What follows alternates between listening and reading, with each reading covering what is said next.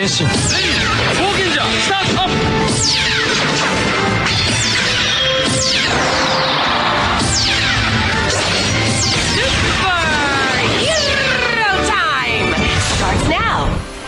David Borden, Executive Director of the DRC Net Foundation, Marco Perduca, former member of the Italian Senate, Chito Gascon, Chairperson of the Commission on Human Rights, Alison Smith, Legal Counsel and Director of International Criminal Justice Program, No Peace Without Justice, all the other sponsors of this event, ladies and gentlemen, a good day to all of you. We are heartened that the issue of extrajudicial killings in the Philippines today is being discussed in an event such as this.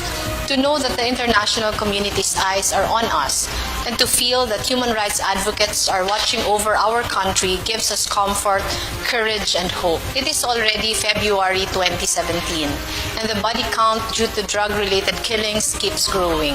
We are now looking at some very grim statistics. Since July last year, more than 7,000 people have been killed in summary executions. We agree that our people deserve nothing less than a safe environment, so that anyone can walk the streets safely, whether in daylight or at nighttime.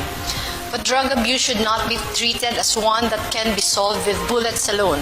It must be regarded as it truly is, a complex public health issue, linked intimately with poverty and social inequality. As it is, in some areas in Manila where poverty is rampant, residents tell us that communities are rounded up in places like basketball courts, women separated from men, those with tattoos asked to stand in a corner, their belongings searched. People are told that they didn't have any right to demand for search warrants because they were squatters and did not own the properties on which their houses were built. They told us of the Palitulo scheme, which literally means exchange heads, where the wife or husband or relative of a person in a so-called drug list will be taken if the person himself could not be found. Some of those have told us that when there's crime, they normally go to the police.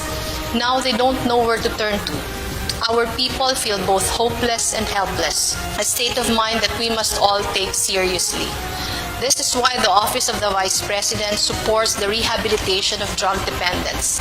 You cannot kill addicts and declare the problem solved. The solution is to design the proper health, education, and psychosocial interventions to prevent further drug use and help them transition into productive members of society. Another challenge is to drum up legal and psychological support for those who may have undergone trauma due to extrajudicial killings.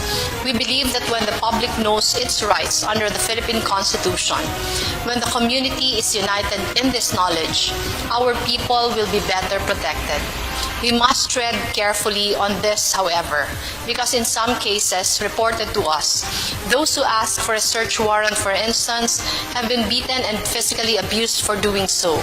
We must all demand greater transparency in the government's war on drugs, because this is a major publicly funded campaign. Our leaders must be honest about the basis of the drug war. What exactly is the scope of the drug problem? Why do numbers about the extent of the problem change, as officially reported to the nation by our president, inconsistent? We believe that any campaign against illegal drugs must be founded on integrity. The public must ask why no one is being held accountable. The public must be watchful. Around 500 complaints have been filed at the Commission on Human Rights and recommended to the Department of Justice for filing of cases. But until now, 7 months into the administration's drug war, no information has been filed. On top of this, there's a brewing problem. Death penalty might soon return, and the age of criminal liability might be brought down to 9. We believe this to be a huge mistake because death penalty for non-violent offenses violate UN treaties and international human rights norms. Last Friday, a day before the EDSA People Power Revolution's 31st anniversary, we called the President to task on this. On behalf of the Filipino people whose daily struggles are escalating, we asked him to focus on the war that really matters, the war against poverty, instead of just the war against drugs.